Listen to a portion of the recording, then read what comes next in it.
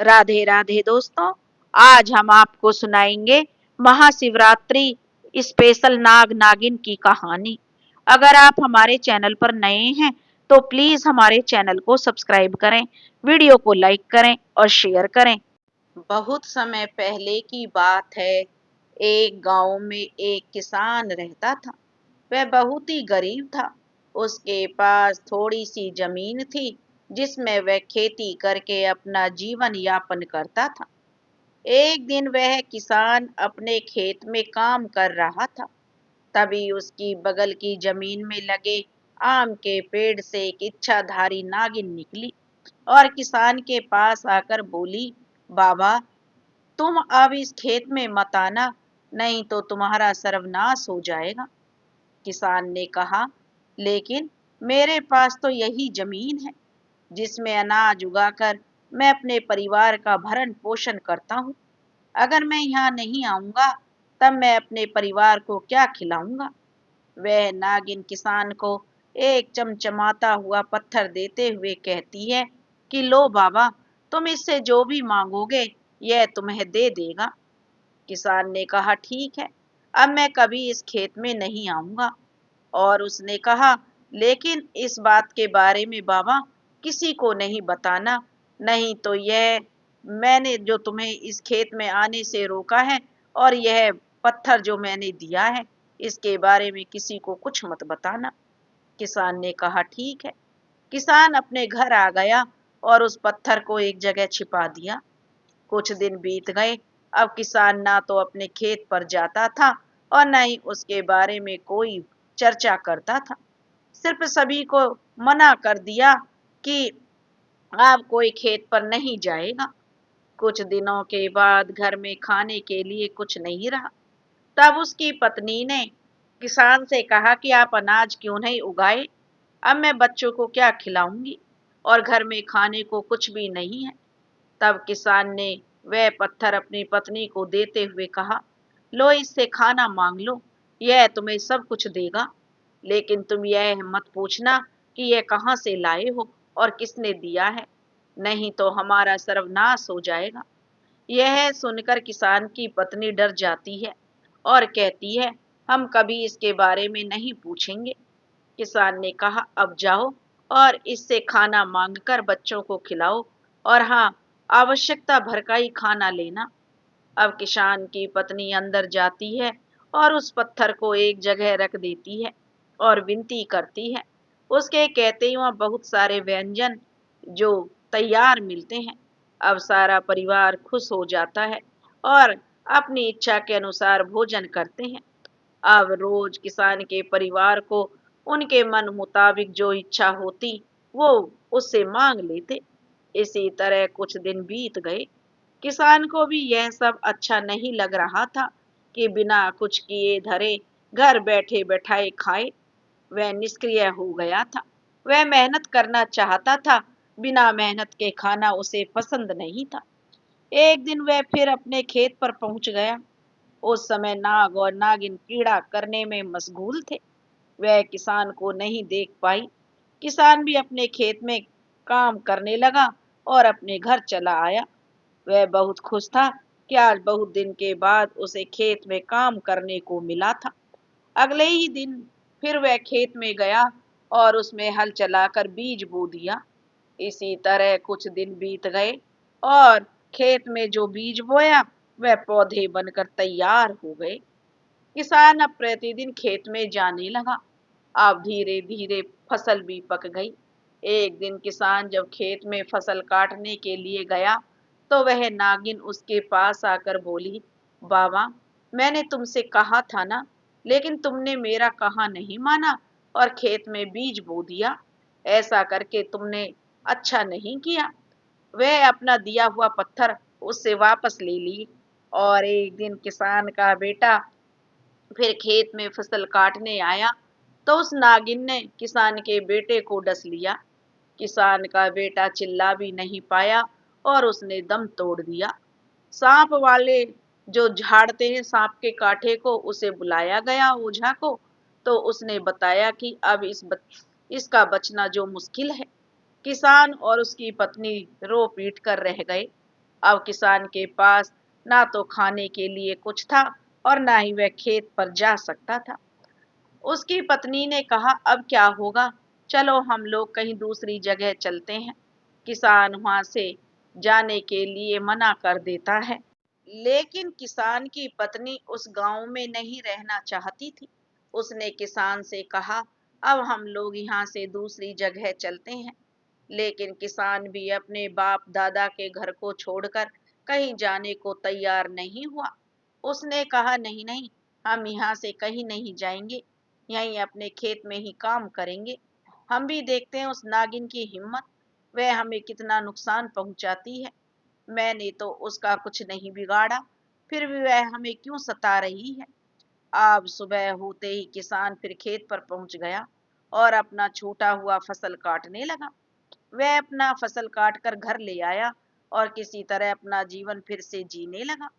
एक दिन सुबह सुबह उठकर किसान की पत्नी झाड़ू लगा रही थी। तभी उसे ऐसा लगा कि कोई चीज झाड़ू से टकराई। उसने झट से झाड़ू पटक कर वहां से चिल्लाते हुए भागी, सांप सांप, बहुत बड़ा सांप है। उसकी आवाज को सुनकर आस पड़ोस के लोग भी इकट्ठा हो गए कि कहाँ है सांप। सब लोग लाठी डंडा लेकर आए, लेकिन वहां कुछ भी नहीं मिला। सब लोग कहने लगे, बेटा के जाने के से जो इनको सदमा लग गया है, इनके दिमाग में उस सांप का खौफ बैठ गया है। सभी लोग चले जाते हैं, लेकिन वह किसान की पत्नी बेचारी डरी सहमी सी खड़ी की खड़ी रह जाती है। जब किसान उससे कहता है कि कुछ नहीं है, जाओ अपना काम करो, तो किसान की पत्नी फिर से अपने काम में लग जाती है। वह सोचती है, कितने चैन से हमारी जिंदगी कट रही थी, गरीबी में भी हम खुश थे, ये कहाँ से आफत आ गई। एक दिन किसान का छोटा बेटा रामू कहीं जा रहा था। रास्ते में उसे एक बूढ़ी औरत मिली। चारों ओर सुनसान था, कहीं कोई नहीं था। अचानक यह बुढ़िया कहाँ से टपक गई, वह मन ही मन विचार कर रहा था। तब वह बुढ़िया आकर रामू से बोली, बेटा मेरा घर उस गांव में है, क्या तुम मुझे वहां तक छोड़ दोगे। अब जो रामू सोच में पड़ गया, उसे ऐसे लगा कि कोई कह रहा है, नहीं तुम नहीं जाओ, तुम कुछ बहाना बनाकर आगे बढ़ जाओ। अब रामू को डर लगने लगा। वह सुना था कि इच्छाधारी नागिन तरह तरह के रूप बदलती है। वह कहीं यह वही नागिन तो नहीं जिसने मेरे भाई को डस लिया और सांप काटने से ही मेरे भाई की मृत्यु हो गई थी। वह डर के मारे कांपने लगा, वह कुछ बोल भी नहीं पा रहा था। अब किसान का बेटा डरने लगा और सोचने लगा कि कैसे इस मुसीबत से अपना पीछा छुड़ाऊं। उसे असमंजस में पड़ा देखकर वह बूढ़ी औरत बोली, बेटा तुम क्या सोच रहे हो, मेरा घर अधिक दूर नहीं है, वो देखो यहाँ से दिख रहा है, वही मेरा घर है। रामू उधर देखता है कि थोड़ा घर देख ले, कहाँ दिख रहा है। उसके मुड़ते ही वह औरत पता नहीं कहाँ गायब हो गई। रामू को बहुत आश्चर्य हुआ। वह पहले ही डरा हुआ था और जोर जोर से चिल्लाने लगा। उसकी चिल्लाने की आवाज सुनकर कुछ दूरी पर खेत में काम करने वाले लोग वहां पर इकट्ठा हो गए और रामू से पूछने लगे, क्या हुआ बेटा, तुम चिल्ला क्यों रहे हो।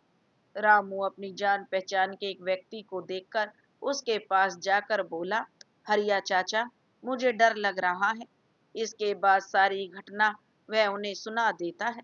हरिया चाचा कहता है, कोई बात नहीं रामू, घबराओ मत, कुछ नहीं होगा, चलो घर चलते हैं। रामू हरिया चाचा के साथ घर की ओर चल देता है। सब लोग आपस में बातें करते हैं, पता नहीं इसके घर पर किसकी छाया पड़ गई है। बड़ा भाई सांप के काटने से चला गया, अब एक यही बचा है, तो पता नहीं क्या हो रहा है। एक बूढ़े व्यक्ति ने कहा, हमको तो लगता है वह बूढ़ी औरत जो थी भेष बनाकर आई थी, वह भी कोई इच्छाधारी नागिनी हो जो इसे दूसरे रूप में दिखाई देती है। पता नहीं इसके पिता को कोई तांत्रिक से दिखा देना चाहिए, ऐसे क्यों हो रहा है। कहीं ऐसा ना हो कि वो रामू से भी जो अपने हाथ धो बैठे। अब रामू को भी वह नागिन। एक व्यक्ति बोला, नहीं नहीं भाई, ऐसा मत बोलो, भगवान ना करे ऐसा हो। गांव का एक अच्छा इंसान है बेचारा, कभी किसी की बुराई तक नहीं किया, सबका भला करता है और हमेशा दुख में साथ खड़ा रहता है। पता नहीं नागिन को उससे क्या दुश्मनी है। अरे भाई, दूसरा बोला, पिछले जन्म का भी बदला नागिन लेती है। हो सकता है किसान नागिन का कोई नुकसान किया हो। तीसरा बोला, छोड़ो इन सब बातों को, हमारा क्या लेना देना। रामू अब हरिया चाचा के साथ घर पहुंचता है तो उसके पिता ने कहा, क्या हुआ रामू, तुम इतने डर क्यों गए हो? और तब हरिया चाचा उसे सारी बात बताते हैं। यह सुनकर अब जो किसान सोच में पड़ जाता है, अब मैं क्या करूं, कहीं ऐसा ना हो, यह सोचकर अब वह चिंता में डूब जाता है। हरिया चाचा ने कहा कि भाई, तुम्हें किसी तांत्रिक को दिखाना चाहिए ताकि इसका कोई हल निकल सके। मेरे जानने में एक तांत्रिक है जो इस समस्या का समाधान कर सकता है। कहो तो मैं उससे कहूं कि वह उस नागिन का जो पता करे और उसे पकड़कर कैद कर लेगा और कभी उसे छोड़ेगा नहीं, और जब वह कैद में रहेगी तो तुम्हें नुकसान नहीं पहुंचा सकेगी। किसान हरिया चाचा के कहने पर जो तैयार हो गया और तांत्रिक के पास जाने का फैसला करता है। दूसरे दिन सुबह सुबह हाथ मुंह धोकर किसान तैयार हो जाता है।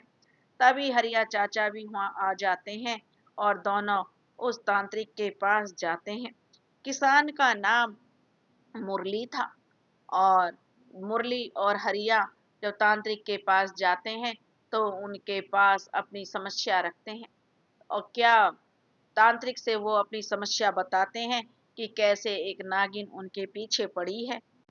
हरिया चाचा और मुरली किसान जब तांत्रिक के पास पहुंचते हैं और अपनी सारी आप बीती सुनाते हैं तो तांत्रिक उनकी समस्या को सुनकर बोला कि ये इच्छाधारी नागिन है, लेकिन आप निश्चिंत रहिए, मैं उसका इंतजाम कर दूंगा। वह मुझसे बचकर कहाँ जाएगी, मैं उसे जल्दी ही पकड़कर बंद कर दूंगा, लेकिन इसके लिए आपको भी कुछ करना होगा। आज जो मुरली किसान ने कहा, मुझे क्या करना होगा बताइए। तांत्रिक ने कहा, वह जिस स्थान पर आपको मिली थी उस स्थान पर जो मुझे अपने साथ लेकर चलना होगा। किसान ने कहा, बाबा, यह आप क्या कह रहे हैं? अगर मैं आपके साथ वहां गया तो वह समझ जाएगी कि मैं उसे यहाँ से भगाना चाहता हूँ और वह मुझे नुकसान पहुंचाने की कोशिश करेगी। नहीं नहीं, जो तांत्रिक कहने लगा, वो ऐसा कुछ नहीं करेगी, मैं आपके साथ ही रहूंगा, वह आपका कुछ नहीं बिगाड़ पाएगी। तांत्रिक किसान के साथ अब खेत पर जाता है और अपना जादू भरा बीन बजाता है, लेकिन नागिन उस समय वहां मौजूद नहीं रहती, वह कहीं दूसरी जगह होती है जहां उसे बीन की आवाज सुनाई नहीं देती। तांत्रिक बहुत देर प्रयास करने के बाद वहां से चला जाता है। अब जो मुरली किसान वहीं खेत की मेंढ पर बैठ जाता है, तभी वहां एक जमींदार आता है जिसका नाम बनवारी है। वे मुरली को उदास देखकर उसका कारण पूछने लगा, क्या बात है मुरली, आप इतने उदास क्यों हैं? तब मुरली ने कहा कि कुछ दिनों से मैं बहुत ही परेशान हूँ। वह अपनी सारी कहानी बनवारी को बता देता है।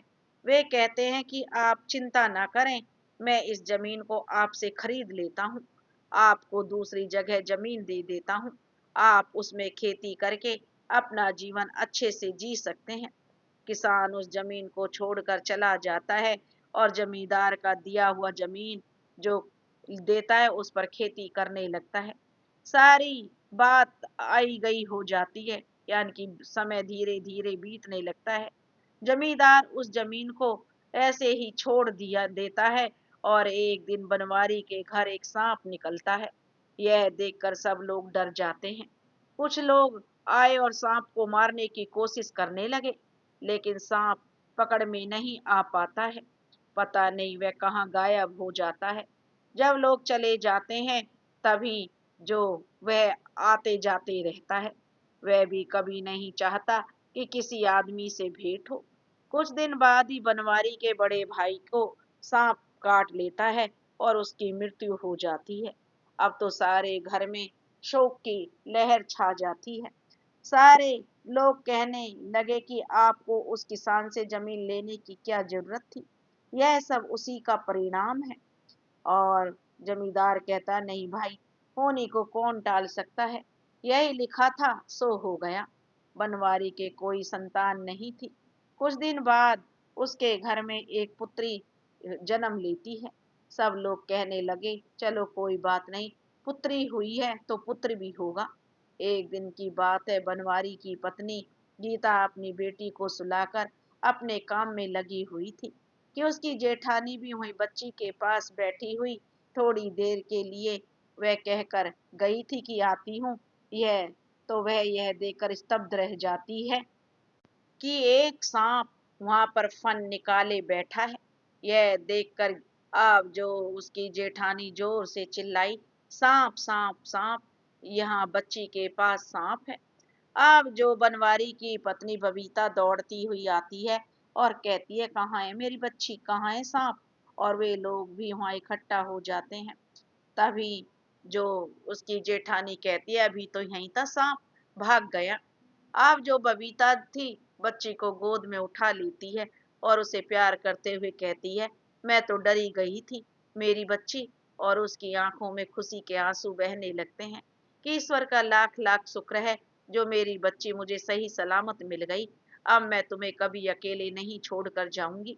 सभी लोग वहां से चले जाते हैं। बबीता की जेठानी की आंखों में आंसू आ जाते हैं और वह वहीं खड़ी की खड़ी रह जाती है। उसे तो जैसे सांप सूंघ गया हो। थोड़ी देर बाद जब उसे महसूस होता है कि यहाँ से सारे लोग जा चुके हैं, तब उसे एहसास होता है कि क्या हो गया। उसके मन में अनेक तरह के विचार आने लगते हैं कि उसके जो पति को भी तो इसी तरह सांप ने डस लिया था और देखते ही देखते वो हमें अकेले छोड़कर चले गए। लगता है यहाँ कोई सांप नहीं था, यह मेरा भ्रम है। और वह भी वहां से चली जाती है। धीरे धीरे अब जमींदार की लड़की बड़ी हो जाती है। वह बहुत ही दयालु और नेक लड़की थी। सभी जीवों पर दया करती थी क्योंकि उसे गुरु का आशीर्वाद प्राप्त था। उसे गुरुजी पढ़ाने आते। वे उसे हमेशा यह शिक्षा देते कि सभी जीवों पर दया करनी चाहिए। यह बात उस बच्ची के मन में बैठ गई थी। एक दिन वह अपने घर के आगे बने आंगन में खेल रही थी। तभी उसे एक सांप दिखाई दिया। वह अपनी माँ से बोली, माँ, मैं इस सांप को पालना चाहती हूँ, कितना सुंदर है यह सब देखकर इससे लोग डरते क्यों हैं और इससे प्यार क्यों नहीं करते। मैं इससे बहुत प्यार करती हूँ और इसे पालना चाहती हूँ। तब बबीता कहती है, नहीं नहीं बेटी, नहीं, यह नहीं हो सकता। तुम्हारे पिताजी जान गए तो इसे मार डालेंगे। मैं इसे पालने की अनुमति नहीं दे सकती।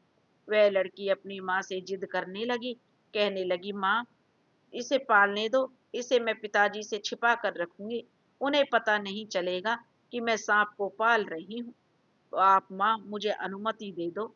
अब जो बबीता थी अपनी बेटी की बात मान लेती है क्योंकि बेटी के जिद के आगे बबीता हार जाती है।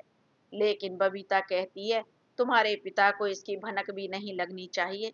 जिस दिन उन्हें पता लग जाएगा वे इस सांप को मार डालेंगे। अब जो उसकी बेटी कहती है, ठीक है माँ, पिताजी को इसकी जानकारी नहीं लगेगी।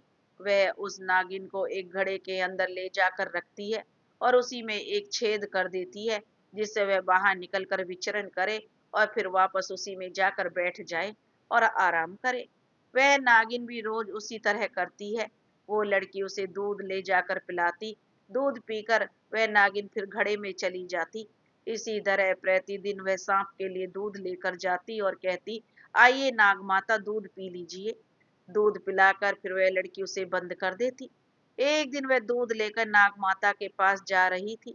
तभी उसके पिताजी उसे देख लेते हैं और कहते हैं कि बिटिया, यह दूध लेकर कहाँ जा रही हो, जाओ अंदर जाकर दूध पियो। वह अपने पिता की बात सुनकर कहती है, ठीक है पिताजी। वह अंदर चली जाती है और जब उसके पिताजी चले जाते हैं तब वह फिर निकलकर जो नाग माता को दूध पिलाती है। एक दिन वह फिर दूध लेकर जैसे ही निकली, पीछे से वे भी निकल आए और चुपचाप छिपकर अपनी बेटी को देखते हैं कि आखिर यह करती क्या है। वह लड़की जाती है, दूध रखकर बोलती है, लीजिए नाग माता, दूध पी लीजिए। इतना कहते ही नाग माता निकलकर दूध पीने लगी। नाग माता, तो वो लड़की कहती है, आप जल्दी जल्दी दूध पी लीजिए। नागिन दूध पीकर घड़े के अंदर चली गई, लेकिन उसे जमींदार बनवारी देख लेते हैं। उस समय तो चुपचाप चले जाते हैं, लेकिन उन्हें पता चल जाता है कि नागिन मेरे घर में ही है। उन्होंने सपेरों को बुलाकर उसे निकालने को कहा। सपेरा आया और बीन बजाना शुरू किया। बीन की आवाज सुनकर नागिन घड़े से निकलकर बाहर निकल कर आई और सपेरे के द्वारा पकड़ ली गई। बेचारी बबीता की बेटी चिल्लाती रही, पिताजी इसे ना निकालो, इसे रहने दीजिए। उनकी बेटी का नाम जो चंपा था, वह बहुत ही अच्छी है और कहने लगी मैं इसे पालूंगी, इसे इसमें रहने दीजिए। माँ, चंपा कहती है पिताजी को समझाइए ना, यह किसी को कोई नुकसान नहीं पहुंचाएगी। लेकिन बनवारी कुछ भी नहीं सुने और सपेरों को उस नागिन को पकड़ा देते हैं। सपेरे उस नागिन को पकड़कर ले गया और ऊपर से निकालने के पैसे भी ज्यादा लेते हैं। उसने कहा मालिक ये साधारण सांप नहीं है, यह तो एक इच्छाधारी सांप है। सांप को लेकर सपेरा पिटारे में बंद करके रख लिया। वह जो भी सांप निकालता था उसे पिटारे में बंद करके अपने पास रखता था। वह इस नागिन को भी अपने पास पिटारे में रख लेता है। वह सपेरे सांप को बेचता था और उसे इसकी अच्छी कीमत मिल जाती थी। अब सपेरा जो उस नागिन को भी अपने पिटारे में रखकर और बनवारी से उसे पकड़ने के पैसे लेकर चला जाता है, क्योंकि सपेरे का तो व्यापार था सांपों को बेचना, जिससे उसे अच्छी कीमत मिल जाती थी। एक दिन उसके पास एक तांत्रिक आया और कहने लगा, भाई तुम्हारे पास ऐसा भी सांप है जो मेरे काम का है, तुम उस सांप को हमें दे दो, मैं तुम्हें उसका मुंह मांगी कीमत दूंगा।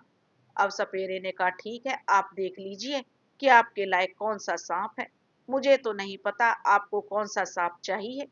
वह एक एक करके सभी सांपों को दिखाने लगा, लेकिन वह तांत्रिक किसी को भी नहीं लेता है। सपेरे ने कहा एक और सांप है जो तुम आज जमींदार साहब के यहाँ से पकड़ कर लाए हो। हाँ हाँ ठीक है, सपेरा बोला, मैं उसे भी दिखा देता हूँ। वह उस पिटारे को निकाल कर लाया और बोला अरे ये इतना हल्का क्यों लग रहा है। और सपेरे ने उस पिटारे को खोला तो उसमें कुछ भी नहीं था। वह आश्चर्यचकित रह गया। मैं तो उसे इसी पिटारे में बंद करके लाया था, पिटारा तो बंद है, फिर वह कैसे भाग गया, किसने उसे भगा दिया, ऐसा कोई क्यों करेगा। तभी तांत्रिक बोला उसे किसी ने नहीं भगाया भैया, वह एक इच्छाधारी नागिन है, वह जब चाहे तब अपना रूप बदल सकती है और वह स्वयं यहाँ से निकल कर चली गई है। तांत्रिक ने कहा किसी भी हालत में मुझे वह नागिन चाहिए, तुम फिर से उसे पकड़ कर लाओ। सपेरा कहता है ठीक है, मैं फिर से कोशिश करता हूँ। जब से नागिन को निकालकर सपेरा ले गया था, तब से जमींदार की लड़की चंपा रोते रोते, उसने जो अपनी हालत खराब करके रखी थी, वह ना तो खाना खा रही थी और ना ही कुछ बोल रही थी, ना किसी से बात कर रही थी, चुपचाप उदास होकर बैठी थी कि मुझे मेरी नाग माता चाहिए। सभी लोग उसे खाना खिलाने की कोशिश कर रहे थे, लेकिन वह अपनी जिद पर अड़ी हुई थी। सुबह से शाम हो गई, रात भी बीत गई, लेकिन उस लड़की ने अपनी जिद नहीं छोड़ी। तभी उसे कुछ खटकने की आवाज सुनाई दी। वह लड़की उधर दौड़ती हुई गई तो अपनी नाग माता को देखकर खुश हो गई। उसने उसके पास जाकर उसे प्यार करते हुए बोली, नाग माता अब आप कहीं मत जाइएगा। वह उसे दूसरी जगह बगीचे में रखती है जहाँ जमींदार साहब नहीं जाते थे। उसने कहा कि यहाँ पिताजी आपको नहीं देख पाएंगे। वह फिर अपनी नाग माता को रोज दूध पिलाती है और उन्हें छिपा देती है। इधर जब सपेरा उस सांप को पिटारे में नहीं पाता है तो सोच में पड़ गया कि वह कैसे निकल गया, और वह तांत्रिक को कहता है कोई बात नहीं, मैं कोशिश करूंगा, मैं उसे फिर से पकड़ कर ले आऊंगा। वह कहाँ जाएगी, वह जरूर फिर वहीं चली गई होगी कि वह लड़की उसके लिए रो रही थी। वह उसे बहुत प्यार करती है और यह नागिन भी उस लड़की को बहुत प्यार करती है। वह जमींदार के साथ घर जाता है सपेरा और उनसे कहता जमींदार साहब वह सांप फिर से भाग गया है, पता नहीं कहाँ गई है नागिन वो, मैंने उसे पिटारे में बंद करके रखा था, लेकिन जब पिटारे में देखने गया तो वह उसमें नहीं थी, लगता है कि वह फिर आपके घर में आ गई है। धाई जाकर जमींदार की पत्नी को बताती है कि एक तांत्रिक दरवाजे पर खड़ा है, मैंने उसे भिक्षा भी दे दी है, लेकिन वह आपसे मिलना चाहता है। उस समय जमींदार जो घर पर नहीं थे। जमींदार साहब की पत्नी द्वार पर आए हुए तांत्रिक को प्रणाम करके बोली, क्या बात है बाबा, आपको हमसे क्या जरूरत है। तांत्रिक बोला, मैं तुम्हें सचेत करना चाहता हूँ, तुम्हारे घर पर काली छाया है, यह तुम्हारे नाश के कागार तक पहुंचा सकती है। जमींदार की पत्नी यह सुनकर डर जाती है और कहती है, बाबा, मेरे मकान पर कैसी काली छाया है और इसका क्या उपाय है, कृपया हमें बताइए। तांत्रिक तो यही चाह रहा था, किसी तरह डराकर उसका जादू उस पर चला दे। वह अंदर ही अंदर बहुत खुश हुआ और कहने लगा, सुनो, तुम्हारे घर में एक काली नागिन रहती है, अगर तुम उसे जल्दी से अपने घर से नहीं निकालोगी तो वह तुम्हारे पति को काट लेगी, और अगर वह काट लेगी तो बचना मुश्किल है।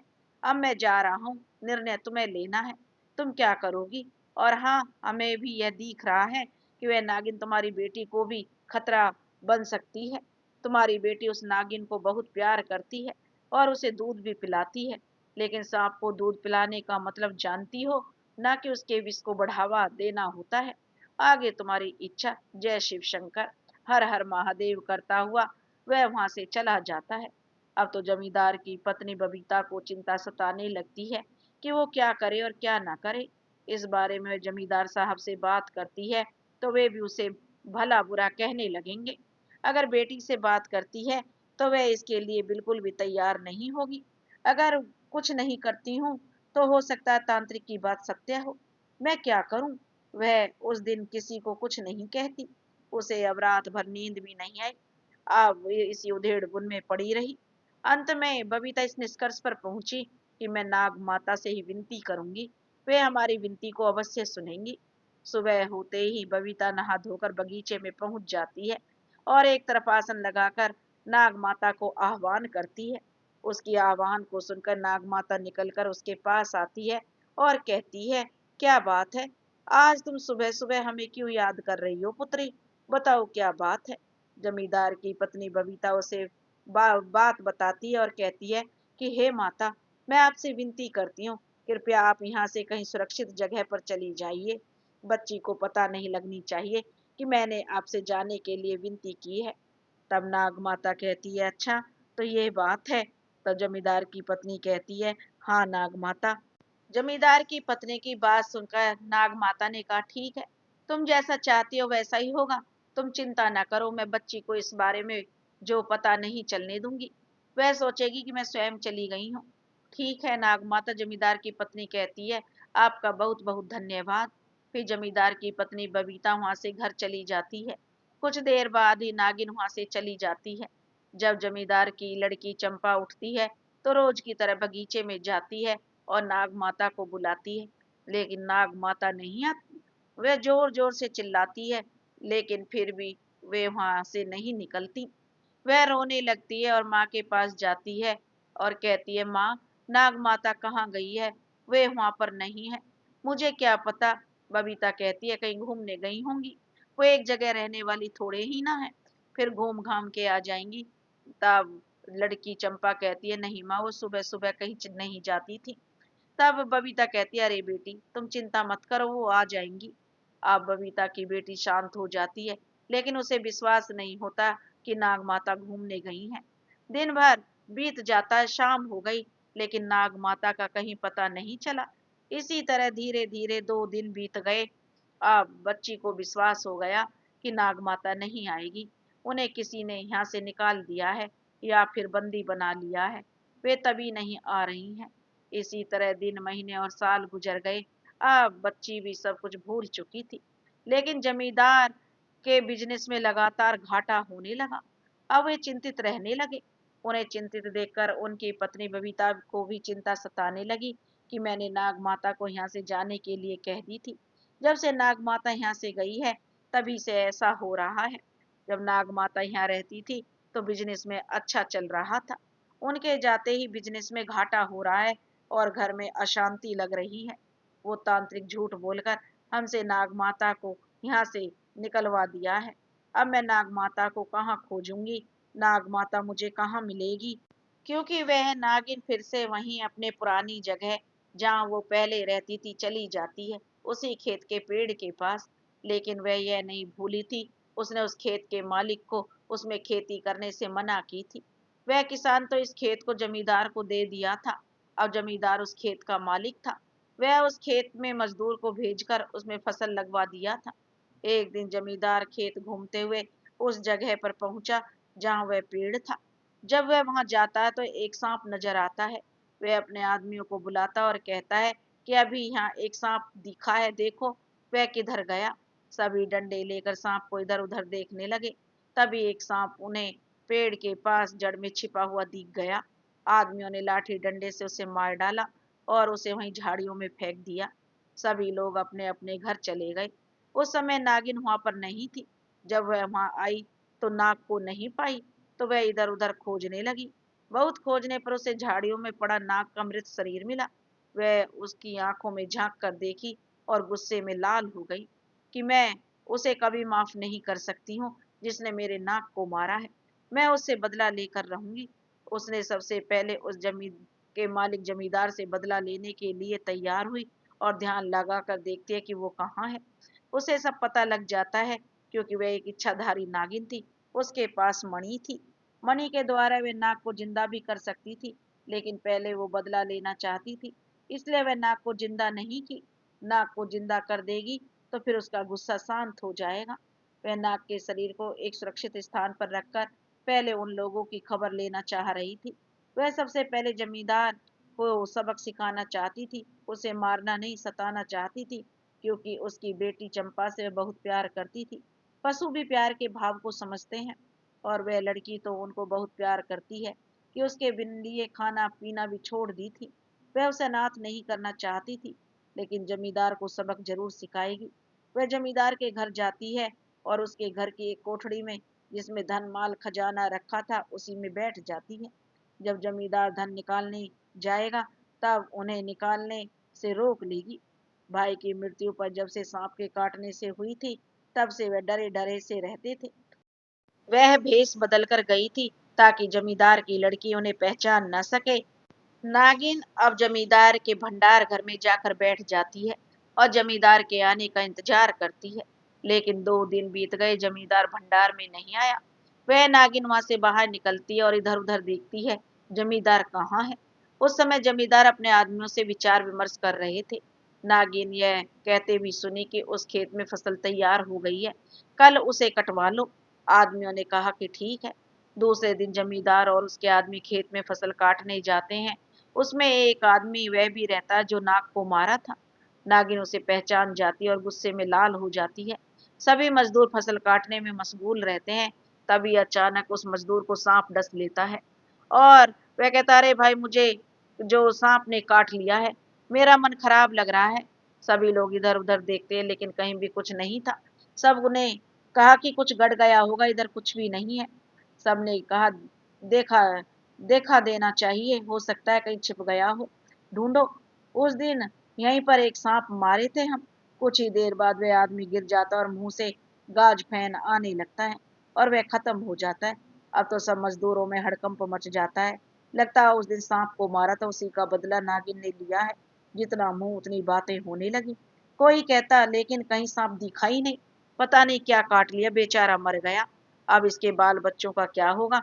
अब उस खेत में कोई नहीं जाना चाहता था।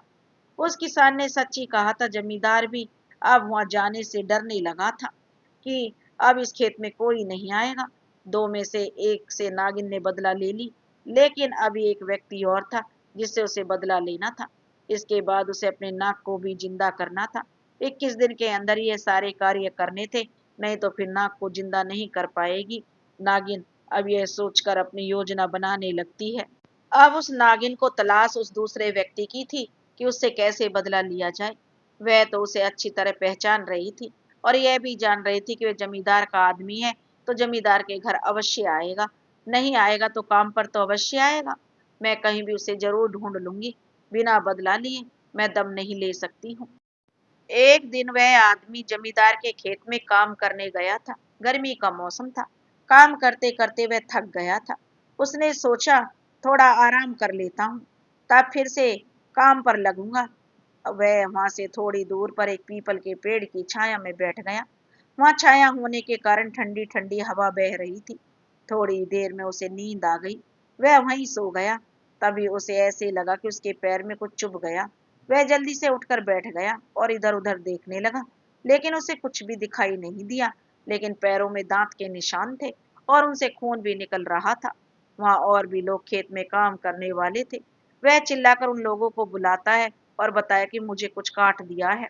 सब लोग इधर उधर देखने लगे, लेकिन कहीं भी कुछ नहीं दिखा। उन लोगों ने कहा, देखो लगता है तुम्हें किसी विषधर ने काट लिया है। चलो तुम्हें सांप झाड़ने वाले के पास ले चलते हैं। सब उसे वैद्य जी के पास ले जाते हैं, लेकिन वैद्य जी ने कहा कि यह तो काली नागिन का जहर है, इसके सारे शरीर में फैल चुका है। देखिए इसका शरीर नीला पड़ गया है और मुंह से झाग भी निकल रहे हैं।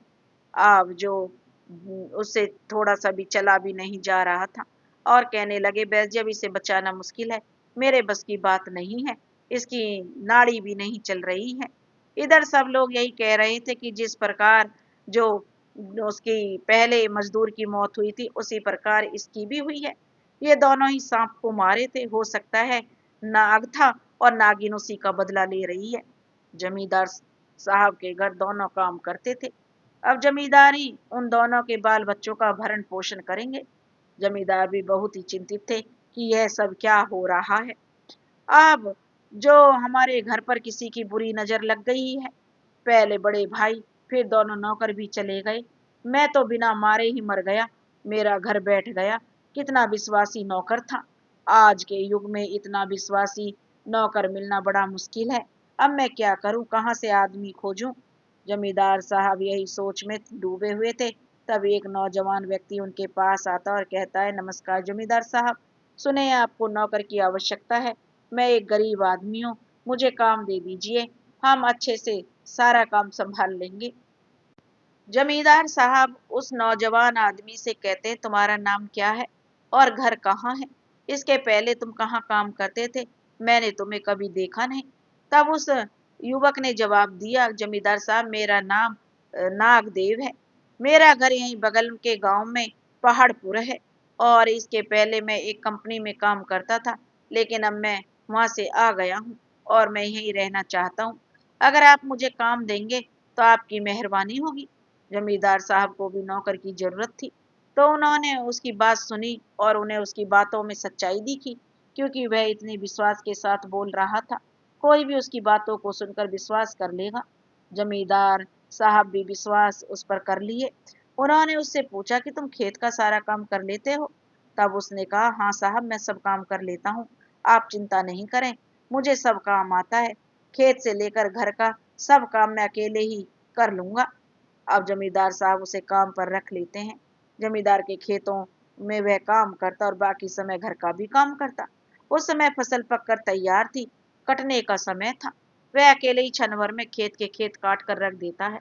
पलक झपकते ही सारे काम करके खत्म कर देता है। आसपास के खेत वाले अभी आधा खेत भी नहीं काट पाते, तब तक उसका सारा जो बोझा खलियान में आ जाता है। सब लोग आश्चर्यचकित थे कि इसका काम इतनी जल्दी कैसे हो रहा है। जमींदार साहब बहुत खुश थे कि यह तो बहुत ही काजी व्यक्ति है, जल्दी जल्दी काम करके अपने घर चला जाता है, सुबह होते ही फिर यहाँ आ जाता है। एक दिन रात का समय, सारे लोग सो गए। अब जमींदार साहब इसी उधेड़ बुन में थे कि अंधेरा सा छा रहा था और वो खरखर की आवाज होने लगी। वहां रखे सामान खिसक कर गिर उठा। अब जमींदार साहब देखने ही जा रहे थे, लेकिन अंधेरे में जैसे ही नीचे उतरे उनके पैर के नीचे नागिन आ गई। वह उन्हें काट लेती है। जैसे ही उन्हें लगा कि उन्हें कुछ काटा, वो चिल्लाए, मुझे कुछ काट लिया। सब लोग जागे और इधर उधर देखने लगते हैं, लेकिन वहां कुछ नहीं था। सब लोग डर रहे थे कि दोनों जो पहले मजदूर थे, दोनों की मौत इसी प्रकार हुई थी। इस बार जमींदार साहब भी इसी प्रकार काटा है किसी ने।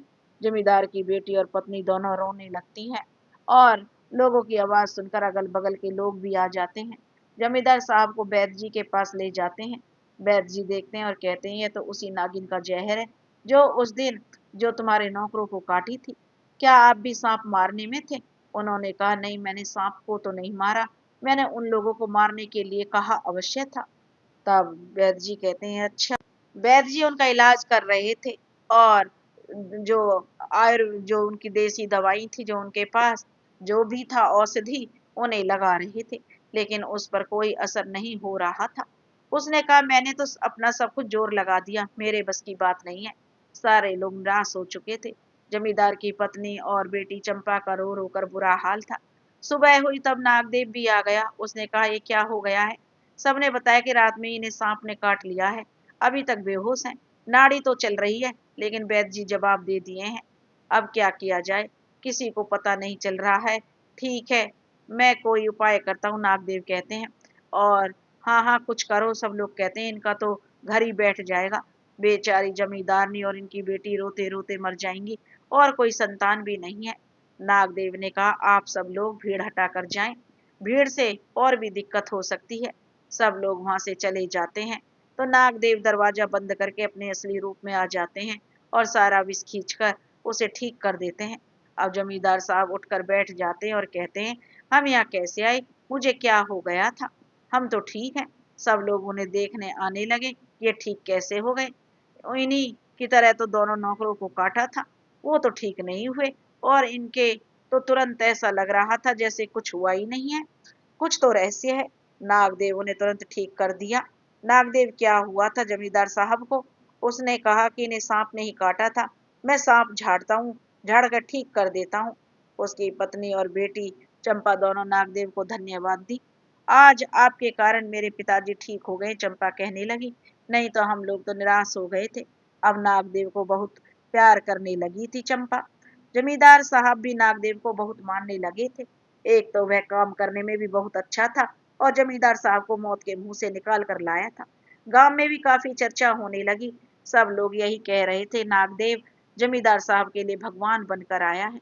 अब जमींदार साहब को यह चिंता सता रही थी कि आखिर हमारे घर पर ऐसा क्यों हो रहा है, इसका कोई उपाय तो करना पड़ेगा। एक दिन जमींदार साहब ज्योतिषी जी के पास जाते हैं और अपनी सारी कहानी शुरू से अंत तक बताते हैं, और कारण तथा उसके उपाय भी जानने की इच्छा व्यक्त करते हैं।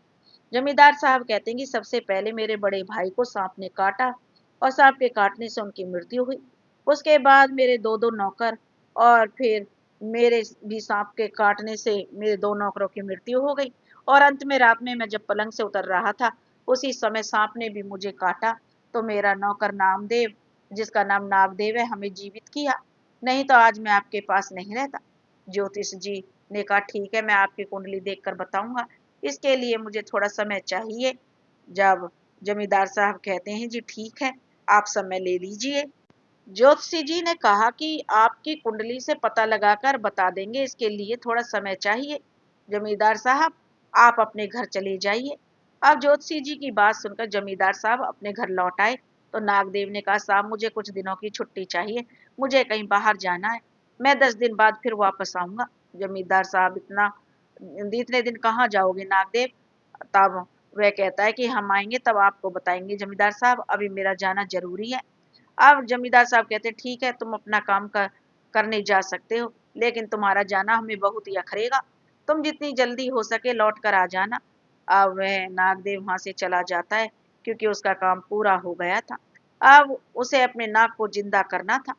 वह उस पेड़ के पास जाता है जहाँ वह नाग का शरीर छिपा कर रखी थी नागिन।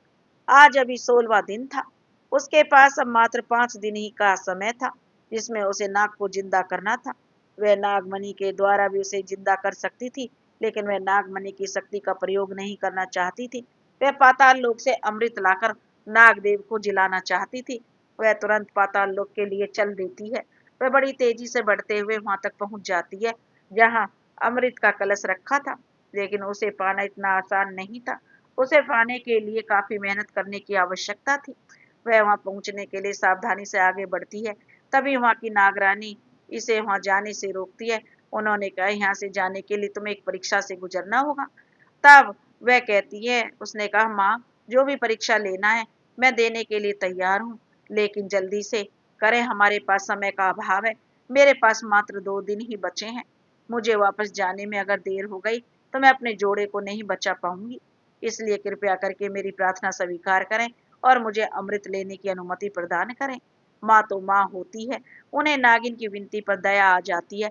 वे कहती हैं, ठीक है पुत्री, तुम्हें जितना अमृत चाहिए ले जा सकती हो। अब वह नागिन जल्दी से अमृत कलश के पास पहुंच जाती है, और जैसे ही अमृत निकालना चाहती है, तभी एक आवाज उसे सावधान करती है, रुको, इतनी जल्दी क्या है? अमृत पाना इतना आसान नहीं है, इसे पाने का तरीका होता है, तभी यह लाभ करेगा। पहले इसकी आराधना करो, तब यह खुलेगा, नहीं तो तुम परेशान हो जाओगी, यह खुलेगा नहीं। वह पूजा अर्चना के लिए बैठ जाती है और 24 घंटा पूजा अर्चना के बाद अमृत कलश खुलता है। वह अमृत लेकर तेजी से पृथ्वीलोक आती है। उसे आते आते मात्र 2 घंटा समय बच जाता है। वह जल्दी से नाग के शरीर को जो उस पेड़ से उतारती है और पूजा आरंभ करती है। जैसे जैसे पूजा संपन्न होती है और अमृत नाग के शरीर पर असर करता है और उसके शरीर में जान आने लगती है। पूजा पूर्ण होते ही नाग का शरीर बिल्कुल पहले जैसे हो गया। वह देखते ही देखते चलने और बोलने लगा। नागिन नाग को जीवित देखकर बहुत खुश हो गई। उसने कहा, हम बहुत दिनों बाद मिल रहे हैं, ऐसे लग रहा है। नागिन ने सारी घटना बताई, किस प्रकार उसे फिर से जीवित की, और यह भी बताई कि उसने कहा, मुझे अभी जाना होगा, क्योंकि मैं जमींदार को कहकर आई थी कि मैं 10 दिन के लिए जा रही हूँ। नाग ने कहा, अब क्या जाना, हम लोग यहाँ से अपने घर चलते हैं। ऐसे नहीं, पहले जमींदार के घर जाएंगे, उसके बाद कहीं और जाएंगे। नागिन जो अपने नाग को कहती है। फिर नागिन जमींदार के घर जाने के लिए नाग को समझाती है। नागदेव को जमींदार के घर से आए हुए 10 दिन हो चुके थे। अब जो वह नागिन 10वें दिन सुबह ही जमींदार साहब के घर पहुंच गई। उसे देखकर जमींदार साहब बहुत खुश हो गए। उन्होंने कहा, नागदेव तुम आ गए, तुम्हारे बिना सारा घर सूना था। नागिन बने नागदेव ने कहा, जमींदार साहब मैं तो फिर से आने वाला हूँ। इस बार तो जाऊंगा तो मैं जल्दी आ ही नहीं पाऊंगा, क्योंकि हमें बहुत दूर जाना है। हमें शंकर भगवान के दर्शन करने केदारनाथ, बद्रीनाथ, रामेश्वर जाना है। फिर वहां से अन्य तीर्थ स्थल पर भी जाना है।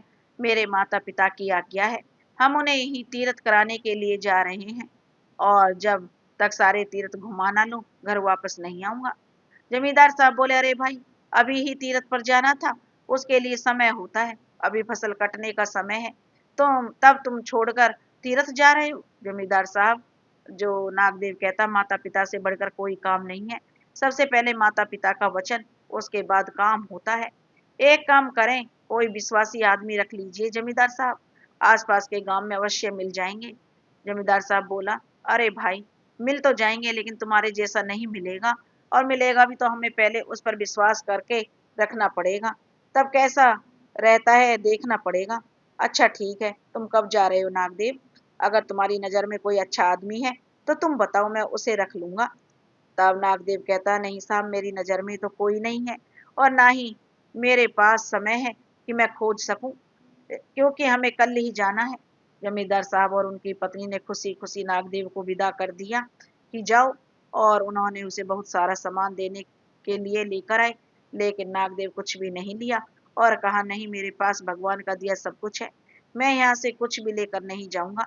बहुत समझाने पर भी वह कुछ नहीं लेता, और वह जमींदार से आज्ञा लेकर चल देता है और कहता है कि जमींदार साहब, अब मुझे अपनी यात्रा पर निकलना है। जमींदार के घर से विदा होकर नागदेव बनी नागिन वहां से सीधे नाग के पास आ जाती है। नाग ने कहा, तुम आ गई, ठीक है, अब हम यहाँ नहीं रहेंगे, चलो अपने लोग चलते हैं। नागिन कहती है, हाँ ठीक है, चलो। दोनों वहां से नागलोक के लिए रवाना हो जाते हैं। लेकिन रास्ते में उन्हें वही तांत्रिक मिल जाता है जो कब से उनकी खोज में था। वह नाग और नागिन दोनों को पहचान जाता है और उसे अपने जाल में फंसाना चाहता है। वह कहता, तुम लोग कहाँ जा रहे हो? इतना आसानी से मैं तुम जाने नहीं दूंगा। वह बीन बजाकर उन्हें पकड़ना चाहता है, लेकिन तभी एक लड़की आकर उसकी बीन को ही जो छीन कर गिरा देती है। तांत्रिक गुस्से में लाल हो जाता है और लड़की को कहता है, ये नागिन है, इसे बचाने को तुम्हें क्या फायदा है? उसने कहा, मेरे गुरुजी कहते, सभी जीवों पर दया करो, मानव जाति सबसे बुद्धिमान होती है, उसे किसी भी जीव को सताना नहीं चाहिए, सबसे अच्छा व्यवहार करना चाहिए, और तुम इसे बंदी बना रहे हो। अगर तुम इसे मारोगे तो भगवान भोलेनाथ तुम्हें कभी माफ नहीं करेंगे। ये नाग नागिन के जोड़े भगवान शंकर के भक्त हैं, इन्हें छोड़ दो और ये जहां जा रहे हैं जाने दो, नहीं इनको मारकर हमें मनी हासिल करनी है, तांत्रिक कहता है। और वह उस लड़की को अपने जादू से बंदी बना लेता है। अब तो नागिन को अपने से ज्यादा चिंता उस लड़की चंपा की होती है। वह शक्तिशाली तो थी ही, वह अपनी शक्ति का प्रयोग करके उस लड़की को छुड़ा लेती है और उसे उसके घर पहुंचा देती है। तांत्रिक को भी वह मात करने का प्रयास करती है, लेकिन वह तांत्रिक भी बहुत शक्तिशाली था, वह उसे मात दे पाती इससे पहले ही वह उस समय वहां से जाने में ही अपनी भलाई समझती है और वहां से चला गया तांत्रिक की लेकिन वह नागिन को नागलोक जाने से पहले मणि हासिल करना चाहता था कि पहले उसे मणि मिल जाए। तांत्रिक उस समय तो चला जाता है, लेकिन वह नागिन और नाग को नागलोक जाने नहीं देना चाहता। वह उनसे मणि हासिल करके कैसे भी करे इसके लिए उपाय सोचने लगता है। वह यह भी जानता है कि नागिन बहुत शक्तिशाली है। ऐसा कुछ किया जाए जिससे उसकी शक्ति का ह्रास हो जाए और वह मेरी पकड़ में आ जाए। फिर वह अपनी शक्ति इतनी बढ़ा ले कि नागिन को बस में कर सके। नागिन की शक्ति को कम करना इतना आसान नहीं था, इसलिए वह अपनी शक्ति को बढ़ाने का प्रयास करने लगा। इसके लिए वह भगवान शिव की आराधना करने के लिए एक पेड़ के नीचे बैठ गया और यह प्रण ले लिया कि जब तक भगवान भोलेनाथ दर्शन नहीं देंगे तब तक मैं इसी तरह बैठा रहूंगा और ओम नमः शिवाय का जाप करता रहूंगा, और भोलेनाथ दर्शन देंगे तब उस नागिन को ही हराने के लिए शक्ति मांग लूंगा। इधर नागिन भी भोलेनाथ की भक्त थी। वह भोलेनाथ से प्रार्थना करते कि हमें अपने लोक जाने की आज्ञा प्रदान करें। इस धरती पर रहते हुए हजारों साल बीत गए हैं, तब से मैं आपकी भक्ति करती आ रही हूँ। भोलेनाथ तो अपने भक्तों पर का सदा कल्याण करते हैं। वे नागिन को अपने लोक जाने की आज्ञा दे देते हैं, लेकिन साथ यह भी कहते हैं अगर तुम नाग लोक जाओगी तो तुम्हें नया शरीर धारण करना होगा, क्योंकि तुम्हारा समय आ गया है। अब तुम दूसरा शरीर धारण करोगी और यह शरीर समाप्त हो जाएगा। नागिन ने कहा, और मेरी शक्ति? तब भोलेनाथ कहते हैं तुम्हारी शक्ति भी समाप्त हो जाएगी। तुम्हारा अंत उस तांत्रिक के द्वारा ही लिखा है। इतना कहकर भगवान शंकर अंतर्ध्यान हो जाते हैं। उधर वह तांत्रिक लगातार ओम नमः शिवाय का जाप कर रहा था। उसकी तपस्या से भोलेनाथ प्रसन्न हो जाते हैं और उसे दर्शन देते हैं और कहते हैं तुम्हारी भक्ति से मैं प्रसन्न हूँ, बोलो तुम्हें क्या चाहिए। उसने कहा कि मुझे श्यामवती नागिन को किसी भी तरह हराना है, उसके लिए मुझे उससे अधिक शक्ति प्रदान करें। भोलेनाथ कहते हैं तथास्तु और अंतर्ध्यान हो जाते हैं। भोलेनाथ से शक्ति पाकर अब जो वह तांत्रिक खुश हो जाता है और वह वहां से नागिन की खोज में निकल जाता है कि नागिन से उसे जो नागिन को हराना है अब उसके पास शक्ति है, इसलिए वह नागिन की खोज में लग जाता है। क्योंकि शिवजी का वरदान पाकर तांत्रिक खुश हो जाता है, अब वह नागिन को बस में करने का सपना देखते हुए नागिन की खोज में निकल जाता है। कुछ दूर जाने पर उसे वही सपेरा नजर आता है जो उसे नागिन को पकड़कर देने के लिए कहता था। तांत्रिक ने उसे देखकर उसके पास गया और कहा, क्या तुम्हें वह नागिन कहीं दिखाई दी है? वह सपेरा तो उस लड़की से पैसे लेकर उसे ना पकड़ने का वादा किया था। उसने कहा, नहीं, मुझे वह कहीं भी नहीं दिखाई दी। मैंने तो उसकी खोज में जमींदार के घर भी गया था, लेकिन वह वहां भी नहीं मिली। पता नहीं वह कहाँ छिपी है। तांत्रिक आगे बढ़ जाता और वह पुराने टीले के पास पहुंच जाता है। वह अपनी बीन बजाने लगता है। बीन बजाते बजाते वह बहुत से सांप निकल आते हैं। अब तो वह तांत्रिक हैरान हो जाता है। उसे पहचान में नहीं आता कि वह नागिन कौन है, क्योंकि एक ही रंग रूप के सब नागिन थी। वह कहता है, सभी लोग यहाँ से चले जाओ, मुझे सिर्फ काली नागिन की खोज है जो श्याम कलर की है, जिसके पास मणि है। सारे फन निकाल कर खड़े हो जाते हैं और कहते हैं, मैं श्यामवती नागिन हूँ, लेकिन मैं तुम्हें मणि कभी नहीं दूंगी। तुम जैसे लोभी से मैं कदापि नहीं डरती। वह गुस्से से लाल हो जाता और कहता, ठीक है, मैं भी देखता हूँ तुम कैसे मणि नहीं देती हो। मैं तुम्हें सताऊंगा, तुम खुद व खुद मणि दे दोगी। तांत्रिक ने अपनी जादुई शक्ति से सभी को बंदी बना लिया और उसे पिटारे में अलग अलग रखा और घर ले जाकर सबको एक कमरे में रखा और बारी बारी से पिटारे खोलकर देखना शुरू किया। अंत में वह उसे पहचान लेता है और उसे मणि देने को कहता है। नागिन कहती है, चाहे तुम जो करो, लेकिन मैं तुम्हें मणि नहीं दूंगी। अब नागिन अगर चाहती तो वह वहां से निकल सकती थी, लेकिन वह भी तांत्रिक की शक्ति देखना चाहती थी और वह इतने सारे अपने लिए जान देने वाले सांपों को छोड़कर जाना उचित नहीं समझती। तो नागिन कहती है कि मैं तुम्हें नागिन मणि तो कभी भी नहीं दूंगी तांत्रिक। अब तांत्रिक उस नागिन को दूसरे कमरे में ले जाता है और उससे मणि के बारे में पूछता है, लेकिन नागिन कहती है, मेरे पास मणि है ही नहीं, मैं उसे दूसरी जगह पर रख दी हूँ, और रहता भी तो मैं तुम्हें कभी नहीं देती। हमें मालूम है तुमने भोलेनाथ को खुश करके वरदान प्राप्त कर लिया है, लेकिन तुम मणि देने के लायक नहीं हो। तुम एक नंबर के लालची और दुष्ट हो। तुम सिर्फ अपनी भलाई चाहते हो, इसलिए मैं भले ही मर जाऊंगी, लेकिन तुम्हें मणि नहीं दूंगी। इतना सुनकर तांत्रिक आग बबूला हो जाता है। वह अपनी तंत्र विद्या से एक नेवले का निर्माण करता है और नागिन के पास छोड़ देता है। जैसे ही नेवला नागिन पर झपटता है, नागिन भी अपनी शक्ति का प्रयोग करती है और बहुत देर तक दोनों में लड़ाई होती रहती है, लेकिन कोई भी हार नहीं पाता। तब तांत्रिक ने उससे भी अधिक शक्तिशाली नेवले का निर्माण करता है। फिर उसे नागिन के पास छोड़ देता है। और नागिन भी उससे कम नहीं थी, उसने भी अपनी शक्ति बढ़ाई और उस पर टूट पड़ी। इस तरह कई दिनों तक लड़ाई चलने के बाद नागिन काफी थक चुकी थी। अब वह अपनी पूरी शक्ति भी लगा चुकी थी। उसने भोलेनाथ से अपने लोग जाने की आज्ञा भी ले चुकी थी, लेकिन वह अकेले नहीं अपने नाग के साथ जाना चाहती थी। और भोलेनाथ सिर्फ उसे ही आज्ञा दिए थे और यह भी कहे थे कि तुम्हारी पूरी शक्ति समाप्त हो जाएगी। इसलिए अब वह नाग लोग जाने की इच्छा समाप्त कर चुकी थी। वह धरती लोक में ही रहकर अपनी शक्ति बनाए रखना चाहती थी, लेकिन भोलेनाथ का वचन का पालन करना चाहती थी। भोलेनाथ तांत्रिक को भी वचन दे दिए थे कि वह नागिन को हरा देगा। भगवान भोलेनाथ के वचन के पालन करने के लिए उसे तांत्रिक के हाथों मरना भी था। वह मणि को नाग के संरक्षण में रखी थी और वह सारी बात भी बता दी थी। उसे मरना निश्चित है क्योंकि भोलेनाथ का यह वचन है। अगर तुम चाहो तो भगवान भोलेनाथ से प्रार्थना करके मुझे पुनः जीवित कर सकते हो, तो प्रयास करना, नहीं तो तुम भी नागलोक में आ जाना। मैं अब जा रही हूँ और वह तांत्रिक हमें अब और वहां से आने नहीं देगा। तुम अपना ख्याल रखना। आज तांत्रिक से लड़ाई लड़ते हुए 3 दिन हो गए थे। नागिन अब काफी थक चुकी थी। वह स्थिर हो गई और तांत्रिक द्वारा शक्ति प्रयोग कर बनाए गए नेवला उसे पकड़कर घायल कर देता है और नागिन को पराजित करके तांत्रिक नागमणि पाने के लिए उसका मस्तक को ध्यान से देखता है, लेकिन उसे उसके शरीर में कहीं भी नागमणि नहीं मिली और वह पश्चाताप करता है और उसे वहीं छोड़ देता है। थोड़ी देर बाद ही नाग वहां आ जाता है। नागिन को मरा देखकर वह दुखी होता है और वह उसकी आंखों में झांक कर देखता है तो उसे वही तांत्रिक दिखाई देता है। इसके बारे में तो उसे पहले से ही मालूम था। वह सोचने लगा कि मैं क्या करूं। उसने निर्णय लिया कि मैं अपनी नागिन को अवश्य जिंदा करूंगा। वह अपनी जान को जोखिम में डालकर अपनी नागिन को जो जीवित करेगा और वह नाग लोग जाएगा और अमृत लाकर अपनी नागिन को जिंदा करेगा, जैसे मेरी नागिन ने मुझे जिंदा किया था। मैं इसे इस हालत में नहीं छोड़ सकता, चाहे इसके लिए मुझे कितना भी कष्ट उठाना पड़े। नागिन को जीवित करने के लिए नाग जो प्रण करता है, वह वहां से ऐसे बीहड़ जंगल में जाता है जहां दिन में रात सा प्रतीत होता है। वह वहां पहुंचकर नागिन के द्वारा छिपाया गया नागमणि को खोजता है। उसे जल्दी वह नागमणि दिखाई दे देती है। वह उस नागमणि को लेकर नागिन के पास जाता है जहां नागिन के मृत शरीर को छोड़कर आया था। वह यह काम 12 घंटे के अंदर में करता है, इसलिए उसे अधिक परेशानी का सामना करना ही पड़ा। वह जल्दी से जल्दी नागिन को जिंदा करना चाहता था, क्योंकि अगर देर हो गई तो तब उसे नागलोक से अमृत लाना पड़ेगा और उसे नागिन के शरीर को कहीं गुप्त जगह में छिपाना पड़ेगा।